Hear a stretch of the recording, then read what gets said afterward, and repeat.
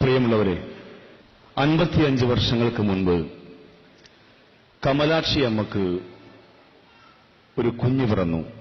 സ്നേഹത്തോടെ കമലാക്ഷി അമ്മയും കുടുംബവും അവനെ കണ്ണൻ എന്ന് വിളിച്ചു. കുഞ്ഞു വളർന്നു വലുതാകുമ്പോഴാണ് ആ കുടുംബത്തിനും കമലാക്ഷി അമ്മക്കും മനസ്സിലാവുന്നത് കണ്ണൻ, ആ കുസൃതി കണ്ണൻ ബുദ്ധി വളർച്ചയില്ലാത്ത ഒരു കുട്ടിയായിരുന്നു എന്ന്.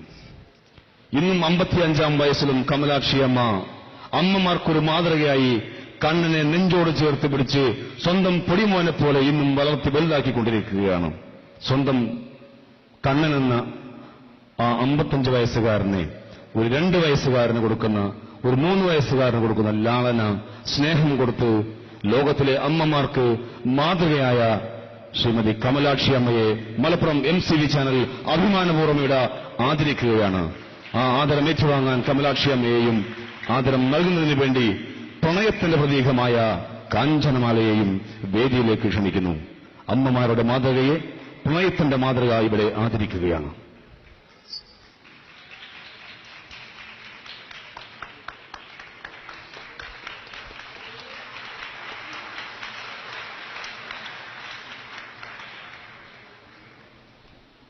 കമലാക്ഷി അമ്മ നമ്മെ അഭിസംബോധന ചെയ്യുന്നു.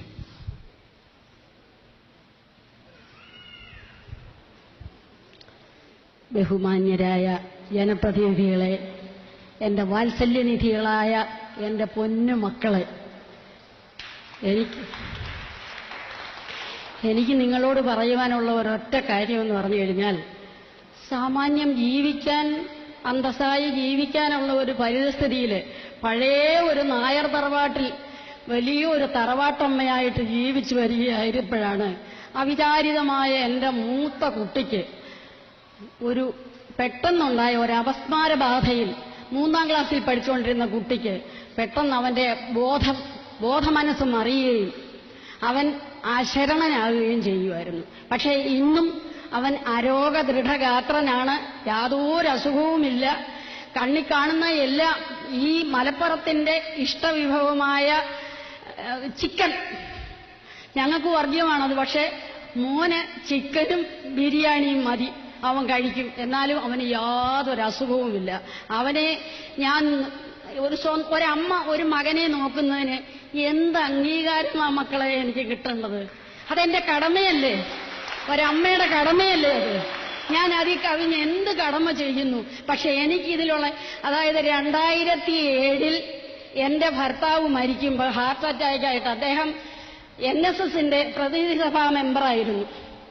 അപ്പൊ ആ ആഢ്യത്തിൽ അങ്ങനെ സാമാന്യം ബഹുജനങ്ങളുമായിട്ട് വളരെയധികം അടുപ്പത്തിൽ ഞാൻ സാമൂഹ്യമായ എല്ലാ പ്രവർത്തനങ്ങളിലും ഏർപ്പെട്ട് മകന്റെ വിഷമം അറിയാതിരിക്കാൻ അവനെയും കൊണ്ട് എല്ലാ സാമൂഹ്യ മണ്ഡലങ്ങളിലും ഇറങ്ങി പ്രവർത്തിക്കുന്ന ഒരു അമ്മയായിരുന്നു ഞാൻ.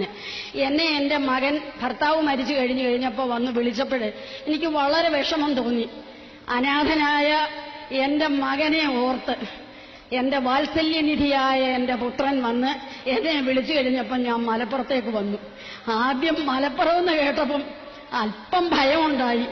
ഞാൻ ധരിച്ചിരുന്ന എന്താണെന്ന് പറയട്ടെ, ഞാൻ നായർ തറവാട്ടിൽപ്പെട്ടവളല്ലേ, എന്നെ നിങ്ങൾ അംഗീകരിക്കുകയില്ല എന്നൊരു തോന്നൽ എന്നെ നാട്ടുകാർ പറഞ്ഞ് ഭയപ്പെടുത്തി. പണ്ട് മാപ്പിളലകളെയൊക്കെ ഞാൻ പഠിച്ചിട്ടുണ്ട്. പക്ഷേ 79 വർഷം ഞാൻ പത്തനംതിട്ട ജില്ലയിൽ ജീവിച്ചിട്ട് അവിടെ നേടിയെടുക്കാൻ കഴിയാത്ത മാതൃനിർവിശേഷമായ ഒരു സ്നേഹം ഈ മലപ്പുറത്ത് നിന്ന് 3 വർഷം കൊണ്ട് എനിക്ക് കിട്ടി. ഇത് ഞാൻ സത്യമായിട്ട് പറയുന്ന കാര്യമാണ്. 82-കാരിയായ ഞാന് മലപ്പുറത്ത് ആത്മാർത്ഥതയോടെ ഹൃദയത്തിൽ നിന്ന് വരുന്ന വാക്കാണിത്. എനിക്ക് ഇങ്ങനൊരു സൽപുത്രനാണല്ലോ എന്റെ പ്രസാദുമോൻ, എന്റെ ഹരിമോൻ എന്നിപ്പോൾ ഞാൻ ദൈവത്തോട് നന്ദി പറയുകയാണ്. അവന് ഈ നാട്ടിൽ ഇത്രയും നല്ല ആളുകളുമായിട്ട് അവന് സഹകരിക്കാൻ കഴിഞ്ഞല്ലോ. എന്റെ മാനസപുത്രനാണ് എന്റെ ഷംസുമോൻ. എന്റെ ഷംസുമോൻ എന്നോട് പറഞ്ഞു, അമ്മയ്ക്ക് ഞങ്ങൾ ഒരു അവാർഡ് തരാൻ തീരുമാനിച്ചിരിക്കുക. എന്തിനാ മോനെ എനിക്ക് അവാർഡ്? ഞാൻ എന്ത് ചെയ്തു? വെറുതെ ഒരമ്മയാവുമോ?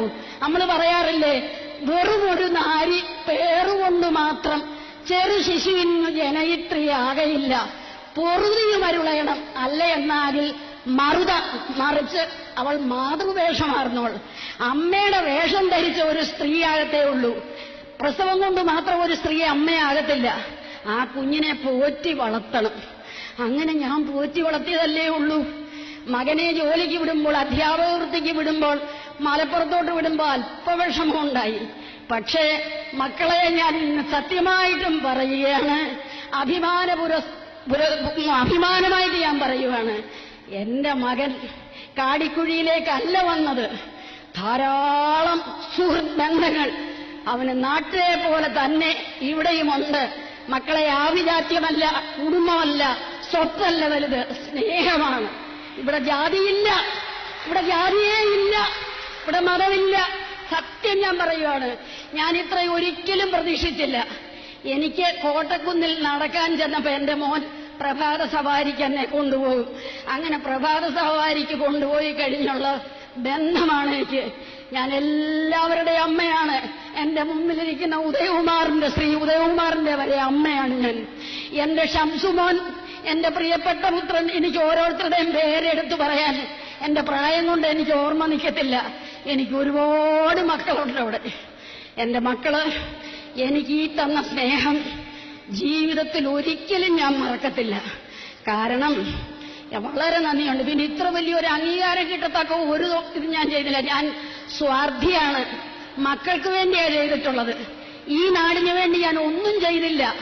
വാർദ്ധക്യമായി ഇനി ഈ നാടിന് വേണ്ടി ഞാൻ എന്ത് ചെയ്യാനാ? എനിക്കാവുന്ന കാലത്ത് എന്റെ നാടിന് വേണ്ടി ചെയ്തിട്ടുണ്ട്. ഇത്രയും ഒരു അംഗീകാരം എനിക്ക് കിട്ടിയിട്ടില്ല 3 വർഷം കൊണ്ട്. 79 കൊല്ലം നേടിയെടുക്കാൻ കഴിയാഞ്ഞത് 3 വർഷം കൊണ്ട് നേടിയെടുത്തു.